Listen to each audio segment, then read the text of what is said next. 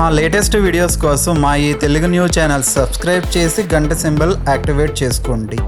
రేపే జూలై 1 షష్ఠి మంగళవారం, నెల ప్రారంభమయ్యే రోజు. ఈ జూలై నెల మంగళవారంతో ప్రారంభమవుతుంది. షష్ఠి తిథితో ప్రారంభమవుతుంది. అయితే నెల ప్రారంభమయ్యే ఈ రోజున మర్చిపోకుండా గుర్తుపెట్టుకుని ఈ పండుని తినండి చాలు. నెలంతా ధనం వస్తూనే ఉంటుంది. కష్టాలు, కన్నీళ్లు, బాధలన్నీ కూడా పోతాయి. ఈ నెలంతా మీకు కలిసి వస్తుంది. నెలంతా మీరు పట్టిందల్లా బంగారం అవుతుంది. 1 తారీఖు అనేది చాలా మంచి రోజు. 1 తారీఖున చిన్న చిన్న పరిహారాలు చేసుకుంటే నెలంతా కలిసి వస్తుంది. అందుకే చాలామంది పండితులు 1 తారీఖున ఏదో ఒక పరిహారం చేసుకోమని చెప్తూ ఉంటారు. 1 తారీఖున ఇంట్లో పూజ చేసుకున్నా లేదా గుడికి వెళ్ళినా నెలంతా మీ మీద ఆ భగవంతుడి అనుగ్రహం ఉంటుంది. ప్రత్యేకించి ఈ జూలై నెల ప్రారంభమయ్యే రోజున అనగా జూలై 1న అందరూ గుర్తుపెట్టుకుని ఒక ప్రత్యేకమైన పండును తింటే చాలు. నెలంతా డబ్బు వస్తూనే ఉంటుంది. నెలంతా కష్టాలు రాకుండా ఉంటాయి. నెలంతా సమస్యలు రాకుండా ఉంటాయి. ఈ నెలలో మీరు ఏ పని చేసినా ఆ పనిలో విజయాన్ని సాధించగలుగుతారు. ధన సమస్యలన్నీ కూడా పోతాయి. ధనానికి లోటనేదే రానేరాదు. ఈ జూలై నెల మంగళవారంతో కలిసి వస్తుంది. మంగళవారం అంటే కుజుడికి సంకేతం కనుక ఈ నెలలో ఎక్కువగా యాక్సిడెంట్లు జరుగుతూ ఉంటాయి. కాబట్టి చాలా జాగ్రత్తగా ఉండండి. ఫాస్ట్గా వెళ్ళవద్దు. స్లోగా డ్రైవ్ చేసుకోండి. అలాగే ఈ నెలలో ఇంట్లో గొడవలు కూడా ఎక్కువగానే జరుగుతూ ఉంటాయి. కాబట్టి కోపం తగ్గించుకోవాలి. ముఖ్యంగా భార్యాభర్తలిద్దరూ కూడా కోపాన్ని తగ్గించుకోవాలి. ఈ నెలలో ఎవరికీ పెద్దగా ఆరోగ్య సమస్యలు ఉండవు. ఉన్న అనారోగ్య సమస్యలు కూడా పోతాయని జ్యోతిష్య పండితులు చెప్తూ ఉన్నారు. మరి ఇంతకీ ఈ జూలై 1 తారీఖున ఏ పండు తినాలి అనే విషయాన్ని ఇప్పుడు మనం ఈ వీడియోలో వివరంగా తెలుసుకుందాం. ముందు ఒక పవిత్ర కథను విందాం. ఫ్రెండ్స్, ఫస్ట్ అయితే కామెంట్ బాక్స్లో శ్రీమాత్రే నమః అని కామెంట్ చేయండి. అలాగే ఈ వీడియోకి ఒక లైక్ కొట్టి మా ఛానల్ని సబ్స్క్రైబ్ చేసుకుని మాకు సపోర్ట్ చేయండి. చాలా కాలం క్రితం ఒక అందమైన పల్లెటూరు ఉండేది. ఆ ఊరి మధ్యలో ఒక పెద్ద నది ప్రవహిస్తూ ఉండేది. దాని పక్కనే దట్టమైన పచ్చని పొలాలు, చెట్లు ఉండేవి. ఆ గ్రామంలో ఆనందయ్య అనే ఒక షావుకారు ఉండేవాడు. పేరుకు షావుకారు, కానీ ఆయన పరమ పిసినారి. పైసా ఖర్చు పెట్టాలంటే ప్రాణం పోయినంత బాధపడుతూ ఉండేవాడు. డబ్బు సంపాదించటమే, దాచుకోవటమే ఆయన జీవిత ధ్యేయం. అదే ఊరిలో నది ఒడ్డున ఒక చిన్న కుటీరంలో శివానంద స్వామి అనే ఒక సన్యాసి ఉండేవాడు. ఆయన నిరాడంబర జీవితం గడిపేవాడు. ఎల్లప్పుడూ భగవంతుని నామాన్ని జపిస్తూ పూజల్లోనే సమయం గడిపేవాడు. ఊరిలోని పురాతన విష్ణు దేవాలయాల్లోనే ఆయన ఎక్కువ సమయం గడిపేవాడు. ఆయన కళ్ళల్లో ఎప్పుడూ ఒక దివ్యమైన ప్రశాంతత, పాదాలపై చిరునవ్వు ఉండేది. ఊరి ప్రజలు ఆయన్ని ఎంతో గౌరవించేవారు. ఆనందయ్యకు ఊరి మధ్యలో ఒక పెద్ద కిరాణా దుకాణం ఉండేది. ఆయన నిత్యం దుకాణంలో కూర్చుని ప్రతి పైసా లెక్క చూసుకుంటూ ఉండేవాడు. ఒక చీమ కూడా అరువు అడగడానికి భయపడే అంత పిసినారి ఆయన. ఒకరోజు ఆనందయ్యకు ఊరి బయట ఒక ముఖ్యమైన పని వచ్చింది. దుకాణాన్ని నడపడానికి కొడుకు రాముడిని పిలిచి, రాము, నేను పని మీద బయటకు వెళ్తున్నాను. నువ్వు దుకాణంలో ఉండు. ఎవరైనా సామాన్లు కొనుక్కోవడానికి వస్తే ఇవ్వు. కానీ ఒక్క విషయం గుర్తుంచుకో, అరువు మాత్రం అస్సలు ఇవ్వకు. నేను ఇప్పుడే వస్తాను అని చాలా గట్టిగా చెప్పి వెళ్ళాడు. రాముడు తండ్రి మాటలను శ్రద్ధగా విన్నాడు. ఎందుకంటే తండ్రి కోపం తెలిసినవాడు. ఆనందయ్య వెళ్ళిన కొద్దిసేపటికే శివానంద స్వామి ఆ దుకాణానికి వచ్చారు. ఆయన ఊరంతా భిక్షాటన చేసి ఏదో దొరికిన దాంతో భోజనం చేసుకుందామని వస్తూ ఉంటారు. ఆయన కళ్ళల్లో ఆకలి స్పష్టంగా కనిపిస్తుంది. నాయనా రాము అని ప్రేమగా పిలిచి, కాస్త ఉప్పు ఇవ్వవా, ఈరోజు కూరల్లో ఉప్పు లేదు అని అడిగారు. రాముడికి సన్యాసి అంటే చాలా గౌరవం. తండ్రి అరువు ఇవ్వద్దు అన్నాడు, కానీ ఉప్పు అడిగారు కదా, అది కూడా ఒక చెంచాడు మాత్రమే కదా అని ఆలోచించాడు. ఉప్పు డబ్బాల నుంచి ఒక చెంచాడు ఉప్పు తీసి సన్యాసికి ఇచ్చాడు. కానీ త్వరగా ఇవ్వాలనే తొందరలో ఉప్పు డబ్బా మూత పెట్టడం మర్చిపోయాడు. సన్యాసి ఉప్పు తీసుకుని శ్రీహరి నామాన్ని జపిస్తూ, నీకు శుభం కలుగుతుంది నాయనా అని దీవించి వెళ్ళిపోయారు. కొంచెం సేపటికి ఆనందయ్య తన పని పూర్తి చేసుకుని దుకాణానికి తిరిగి వచ్చాడు. వస్తూనే మూత తెరిచి ఉన్న ఉప్పు డబ్బాను చూశాడు. ఆయనకు కోపం నషాలానికి అంటింది. నేను లేనప్పుడు ఏం జరిగాయి, ఎవరు వచ్చారు అని కొడుకును కోపంగా అడిగాడు. రాముడు భయపడుతూ, అవును నాన్నగారు, నది ఒడ్డున ఉండే సన్యాసి వచ్చారు. కొంచెం ఉప్పు అడిగితే ఒక చెంచాడు ఉప్పు ఇచ్చాను అని చెప్పాడు. రాముడి మాట వినగానే ఆనందయ్య గుండె ఆగిపోయినంత పనైంది. అతని కళ్ళల్లో ఆశ్చర్యము భయము కలిసిపోయాయి. అయ్యో, ఆ డబ్బాలో ఉన్నది ఉప్పు కాదు, అది ఒక విష పదార్థం. దాన్ని పొరపాటున ఉప్పు డబ్బాలో పెట్టాను అని గాబరా పడి దుకాణం వదిలి సాధు వద్దకు పరుగులు తీశాడు. అతని గుండె వేగంగా కొట్టుకుంటుంది. ఆనందయ్య సన్యాసి కుటీరం వద్దకు చేరుకునేసరికి ఆయన అప్పటికే తన వంట పూర్తి చేసుకుని భగవంతుని నైవేద్యం పెట్టి భోజనానికి కూర్చోబోతూ ఉన్నారు. ఆ దృశ్యం చూసి ఆనందయ్య ప్రాణాలు పోయినంత పనైంది. మహాత్మా, ఆగండి, దయచేసి ఆ భోజనం తినకండి. నా దుకాణం నుంచి మీరు తెచ్చింది ఉప్పు కాదు, అది విష పదార్థం. దయచేసి ఆ భోజనం తినకండి అని బిగ్గరగా అరిచాడు. సన్యాసి ప్రశాంతంగా ఆనందయ్య వైపు చూశారు. ఆయన ముఖంలో ఎటువంటి ఆందోళన లేదు. నువ్వు ఆలస్యంగా వచ్చావు నాయన. నేను ఈ భోజనాన్ని అప్పుడే భగవంతునికి నివేదించాను కనుక నేను ఇదే తినాలి. ఒకసారి దేవునికి నివేదించిన నైవేద్యాన్ని తినకుండా వదలకూడదు. ఒకవేళ నైవేద్యం పెట్టకుంటే అది వేరు, తినకుండా వదిలేయవచ్చు. ఇప్పుడు అది ప్రసాదంగా మారింది. ప్రసాదంలో విషం ఉండదు అని నమ్మకంతో చెప్పి ఆ భోజనాన్ని తినటం ప్రారంభించారు. ఆనందయ్య కళ్ళు బైర్లు కమ్మాయి. సన్యాసి భోజనం చేయటం చూసి ఆయనకు కళ్ళల్లో నీళ్లు తిరిగాయి. నా కొడుకు పొరపాటు వల్ల ఈయన ప్రాణాలు పోగొట్టుకుంటున్నాడు. ఈ విషయం తెలిస్తే ప్రజలు నన్ను క్షమించరు అని మనసులో బాధపడ్డాడు. భోజనం చేశాక సాధువు అక్కడే పడుకుని నిద్రపోయారు. విషం కలిసిన భోజనం తినటం వల్ల సన్యాసికి ఏమైనా జరుగుతుందేమో అనే భయంతో ఆనందయ్య అక్కడే కూర్చుండిపోయాడు. ఒకవేళ మధ్యరాత్రిలో ఏమైనా అయితే వెంటనే ఈయనను వైద్యుని వద్దకు తీసుకుని వెళ్తాను అని అనుకుని సన్యాసిని కాపలా కాస్తూ అక్కడే కూర్చున్నాడు. ఇలా ఆలోచిస్తూ నిద్రకు ఉపక్రమించని ఆనందయ్య చివరికి అలసటతో అక్కడే నిద్రపోయాడు. సూర్యోదయం అయింది. సూర్యకిరణాలు భూమిపై ప్రసరించాయి. ఆనందయ్య నిద్రలేచి కళ్ళు తెరిచాడు. ఎదురుగా సన్యాసి రోజులాగే నిద్రలేచి నదిలో స్నానం చేస్తూ కనిపించారు. ఆయన ముఖం మరింత తేజోవంతంగా ప్రశాంతంగా ఉంది. ఆనందయ్య ఆశ్చర్యపోయి, మహాత్మా, మీరు బాగానే ఉన్నారు కదా, మీకు ఏమీ కాలేదు కదా అని గాబరాగా అడిగాడు. సన్యాసి చిరునవ్వుతో, భగవంతుని ఆశీర్వాదం నాయన, ఆయన దయ ఉంటే నాకేమవుతుంది అని ప్రశాంతంగా చెప్పారు. స్నానం చేశాక సన్యాసి రోజులాగానే గుడికి వెళ్ళారు. ఆనందయ్య కూడా ఆయన వెనకాలే వెళ్ళాడు. గుడి తలుపులు తెరిచేసరికి లోపల ఉన్న విష్ణుమూర్తి విగ్రహం నీలంగా మారిపోయి ఉంది. విగ్రహం పూర్తిగా నీలిరంగులో ఉండటం చూసి అక్కడ ఉన్న భక్తులందరూ కూడా ఆశ్చర్యపోయారు. ఈ చమత్కారం చూసిన ఆనందయ్యకు ఏం జరిగిందో వెంటనే అర్థమైపోయింది. సన్యాసి తిన్న భోజనంలోని విషాన్ని భగవంతుడే స్వయంగా తన శరీరంలోనికి తీసుకుని సన్యాసిని రక్షించాడని గ్రహించాడు. భగవంతుని ప్రసాదం విషంతో నిండి ఉందని తెలిసి కూడా దేవుడు దానిని స్వీకరించి తన భక్తుణ్ణి కాపాడటం చూసి ఆనందయ్య మనసులో పెద్ద మార్పు మొదలయ్యింది. ఆయన కళ్ళల్లో నీళ్లు తిరిగాయి. లోపల పేరుకుపోయిన పిసినారితనం, అహంకారం, డబ్బు వ్యామోహం ఒక్కసారిగా కరిగిపోయాయి. భగవంతుని పట్ల ఆయనకు చెప్పలేనంత భక్తి శ్రద్ధ మొదలయ్యింది. సంసారం పట్ల, వ్యాపారం పట్ల ఆయనకు వైరాగ్యం కలిగింది. తన కుటుంబం, వ్యాపారం, ఆస్తిపాస్తులు అన్నీ కూడా ఈ దైవ మహిమ ముందు ఎంత చిన్నవో అర్థమైంది. ఆనందయ్య వెంటనే తన వ్యాపార బాధ్యతను తన కొడుకు రాముకి అప్పగించాడు. తన జీవితాన్ని దైవసేవకు అంకితం చేయాలని నిర్ణయించుకున్నాడు.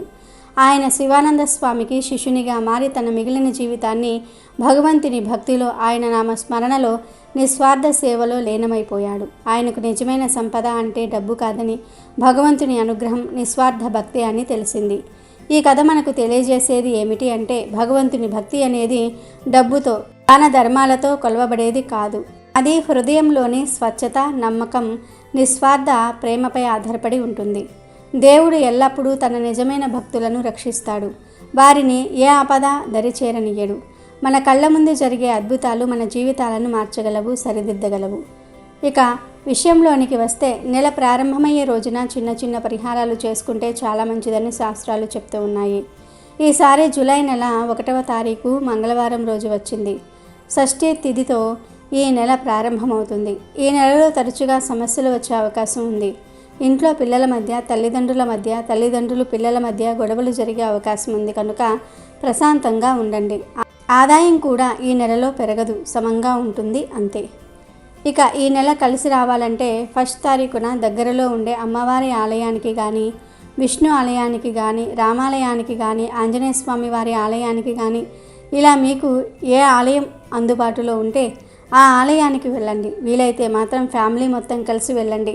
అలా ఫ్యామిలీ మొత్తం కలిసి వెళ్తే చాలా మంచిది. లేదా కనీసం ఇంటి పెద్ద ఒక్కరైనా సరే గుడికి వెళ్ళండి. అలా గుడికి వెళ్ళేటప్పుడు కొన్ని నేరేడు పండ్లు కానీ, 5 కమలా పండ్లు కానీ 5 యాపిల్ పండ్లు కానీ మీతో పాటు తీసుకుని వెళ్ళండి. ఇలా తీసుకుని వెళ్ళిన తర్వాత గుడిలో 5 ప్రదక్షిణలు చేసి స్వామివారికి లేదా అమ్మవారికి మీ కోరికను చెప్పుకోండి. అంటే ఈ నెల అంతా మాకు కలిసి వచ్చేలాగా చూడు స్వామి, ఈ నెలలో కష్టాలు రాకుండా ఉండేలాగా చూడు స్వామి, ఒకవేళ కష్టాలు వచ్చినా వాటిని ఎదుర్కొనే శక్తిని తెలివితేటలను ఇవ్వు స్వామి అని కోరుకోండి. ఆ తర్వాత పండ్లను స్వామివారికి లేదా అమ్మవారికి సమర్పించండి. అలా సమర్పించినప్పుడు పంతులు గారు పూజ చేసి తిరిగి మీకు ఈ పళ్ళను ఇస్తారు కదా, ఆ పండ్లను తీసుకొని ఆలయ ప్రాంగణంలో కూర్చుని భగవంతుని ధ్యానించుకోండి. మీకు వచ్చిన స్తోత్రాలు చదువుకోండి. ఏ మంత్రాలు రాకపోతే శ్రీమాత్రే నమః అని 108 సార్లు జపించుకోండి. కాసేపు గుడిలో ప్రశాంతంగా కూర్చోండి. ఆ తర్వాత స్వామివారిని లేదా అమ్మవారిని మనసులో తలుసుకుని నేను ఇక ఇంటికి వెళ్తున్నాను, ఈ నెలంతా నన్ను నా కుటుంబాన్ని కాపాడే బాధ్యత నీదే అమ్మా, నిన్నే నమ్ముకున్నాను, నువ్వే నన్ను రక్షించు అని చెప్పుకొని ఇంటికి వెళ్ళిపోండి. ఇంటికి వెళ్ళిన తర్వాత దేవుడికి సమర్పించిన పండ్లు ఉన్నాయి కదా, ఆ పండ్లను ఇంట్లో వాళ్ళందరూ కూడా తినండి. నేరేడు పండ్లు, ఆరెంజ్, యాపిల్ ఈ మూడిటిలో ఏదో ఒక పండ్లు గుడిలో ఇస్తారు కదా, ఆ పళ్ళను తినండి. ఇలా తినటం వలన మీకు నెలంతా కూడా బాగుంటుంది. మాకు దగ్గరలో గుడి లేదు, గుడికి వెళ్ళే అంత సమయం కూడా లేదు అనుకునేవారు కనీసం ఇంటి వద్ద అయినా సరే ఈ పరిహారాన్ని చేయాలి. అంటే ఇంటి దేవుడికి నేరేడు పండ్లు లేదా కమలా పండ్లు లేదా యాపిల్ పండ్లను నైవేద్యంగా పెట్టండి. ఆ పండ్లను ప్రసాదంగా స్వీకరించి కుటుంబం అంతా కూడా తినండి. ఇలా 1 తారీఖున ఇంట్లో కానీ లేదా గుడిలో కానీ దేవుడికి సమర్పించిన నేరేడు లేదా కమలా లేదా యాపిల్ పండ్లు మీరు ఏ పండ్లు సమర్పిస్తే ఆ పండ్లు తింటే నెలంతా మీకు బాగా కలిసి వస్తుంది. లక్ష్మీ కటాక్షం సమృద్ధిగా కలుగుతుంది. 1 తారీఖున ఇలా చేయటం వలన నెలంతా ఎటువంటి ఆపదలు రాకుండా పనులన్నీ కూడా సవ్యంగా జరిగేలాగా ఆ భగవంతుడే చూసుకుంటాడు. నెలంతా కష్టాలు రాకుండా ఉంటాయి. ధనానికి కూడా లోటు రాదు. సమస్యలు ఏమీ లేకుండా సంతోషంగా జీవిస్తారు. ఐశ్వర్య వర్షం కురుస్తుంది. కాబట్టి మీరు కూడా రేపు 1 తారీఖున ఈ పరిహారం చేసి నెలంతా ఎటువంటి కష్టాలు లేకుండా ఆనందంగా జీవించండి.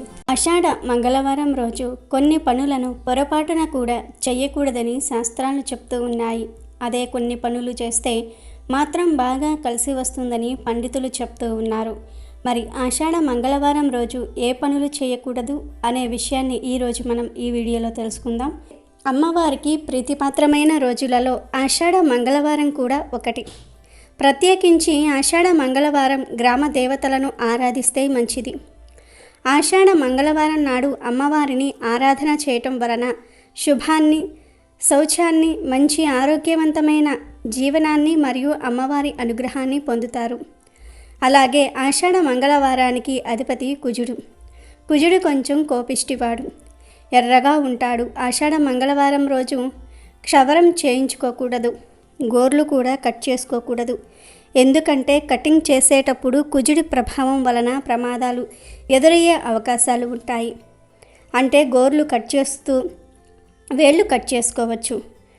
ఈ ఆలోచనల వలనే పెద్దలు ఆషాఢ మంగళవారం రోజు జుట్టు, గోర్లు కత్తిరించకూడదని చెప్పారు. అదేవిధంగా మంగళవారం రోజు ఎట్టి పరిస్థితుల్లోనూ తలస్నానం చేయకూడదు. ఎందుకంటే మంగళవారం రోజు కురుల శిరోజాల కింద భాగానికి పితృదేవతలు వస్తారు. వచ్చి మనం నిర్వర్తించే పూజా ఫలితం గురించి వారు ఎదురు చూస్తారు. అంటే పెద్దలు జుట్టు యొక్క కింద భాగానికి వచ్చి ఉంటారు. పూజా ఫలితం లభిస్తే పితృదేవత లోకం చేరుకుందామని ఎదురు చూస్తారు. ఆ సందర్భంలో తలంటు స్నానం చేస్తే మనలో ఉండే మురికంతా కూడా వారి మీద పడుతుంది. తద్వారా పితృదేవతలకు కోపం వస్తుంది. చేయకూడని పనులు చేస్తూ ఉన్నారు కాబట్టి మీకు సంతానం ఉండకూడదని శపిస్తూ ఉంటారు. పితృదేవతల అనుగ్రహం ఉంటేనే కొడుకులు పుడతారు. అందుకే వాళ్ళ అనుగ్రహం పొందటం కోసం ఆషాఢ మంగళవారం రోజు తలస్నానం చేయవద్దు అని పెద్దలు చెప్పారు. అలాగే ఆషాఢ మంగళవారం రోజు డబ్బును అప్పుగా గనుక ఇచ్చినట్లయితే ఆ డబ్బు తిరిగి రావటం చాలా కష్టం. కనుక ఆషాఢ మంగళవారం రోజు అప్పులు ఇవ్వకూడదు, అలాగే తీసుకోకూడదు కూడా. ఎందుకంటే అప్పు తీసుకున్నట్లయితే ఆ అప్పు అనుకున్న దానికి ఉపయోగపడకుండా అనేక బాధలకు కారణమై ఆ అప్పు తీరకుండా బాధలు పడుతూ ఉంటారు. కాబట్టి ఆషాఢ మంగళవారం రోజు అప్పు ఇవ్వకూడదు, తీసుకోకూడదు. అలాగే ఆషాఢ మంగళవారం రోజు 10 మంది ఒక్కచోట చేరి చేసే కార్యక్రమాలు అంటే సభలు, సమావేశాలు నిర్వహించకూడదు. మంగళవారం పూట యాక్సిడెంట్లు కూడా ఎక్కువగా జరుగుతూ ఉంటాయి. అందుకే మంగళవారం పూట ప్రయాణాలు చేయకూడదు. తప్పనిసరి పరిస్థితుల్లో దూర ప్రయాణాలు చేస్తే వెల్లుల్లి రెబ్బ దగ్గర పెట్టుకొని ప్రయాణం చేయాలి. మంగళవారం రోజు ఎర్రటి రంగులో ఉండే ఆహార పదార్థాలను తినకూడదు. కానీ టీవీలు, ఫ్రిడ్జ్లు రిపేర్ చేయించుకోవడానికి ఆషాఢ మంగళవారం చాలా అనుకూలమైన రోజు. ఆషాఢ మంగళవారం అప్పులు తీర్చడానికి కూడా మంచి రోజు. ఈరోజు అప్పు తీరిస్తే మళ్ళీ అప్పులు చేయవలసిన అవసరం రాదు. మీరే అప్పు ఇచ్చే స్థాయికి వెళ్తారు. కాబట్టి ఆషాఢ మంగళవారం రోజు ఈ నియమాలను పాటించి జాగ్రత్తగా ఉండండి. మంగళవారం నాడు ఆంజనేయ స్వామి వారిని ఆరాధిస్తే కొండంత ధైర్యం వస్తుంది. స్థిరమైన బుద్ధిని ఆంజనేయ స్వామి వారి ఆరాధన వలన పొందగలుగుతాం. మంగళవారం చేసే హనుమ ఆరాధన వలన గ్రహదోషాలు పోతాయి అని మన పెద్దలు చెప్తూ ఉన్నారు. కాబట్టి ఈ ఆషాఢ మంగళవారం రోజు 11 తమలపాకులను హనుమ ఫోటో ముందు పెట్టి నమస్కారం చేసుకోవాలి. ఇలా చేస్తే హనుమంతుడి యొక్క అనుగ్రహం కలిగి ప్రతి పనిలో విజయం కలుగుతుంది. అదేవిధంగా మంగళవారం రోజు లక్ష్మీదేవికి సంధ్యాదీపం వెలిగించినట్లయితే ఆ ఇంట్లో అష్టైశ్వర్యాలు కలుగుతాయని, లేమి అనే పదానికి చోటు ఉండదని మన పెద్దలు చెప్తూ ఉన్నారు. కాబట్టి ఈరోజు ఇప్పుడు మనం చెప్పుకున్న ఈ మంగళవార నియమాలను పాటించినట్లయితే, మంగళవారం రోజు ఇప్పుడు మనం చెప్పుకున్న విధంగా చేసినట్లయితే కుజుడి యొక్క అనుగ్రహం, లక్ష్మీదేవి యొక్క అనుగ్రహం, ఆంజనేయ స్వామి వారి యొక్క అనుగ్రహం కలిగి మీ జీవితం సాఫీగా సాగిపోతుంది. వీడియో నచ్చితే లైక్ చేయండి, షేర్ చేయండి, బట్ సబ్స్క్రైబ్ చేసుకోవడం మర్చిపోవద్దు.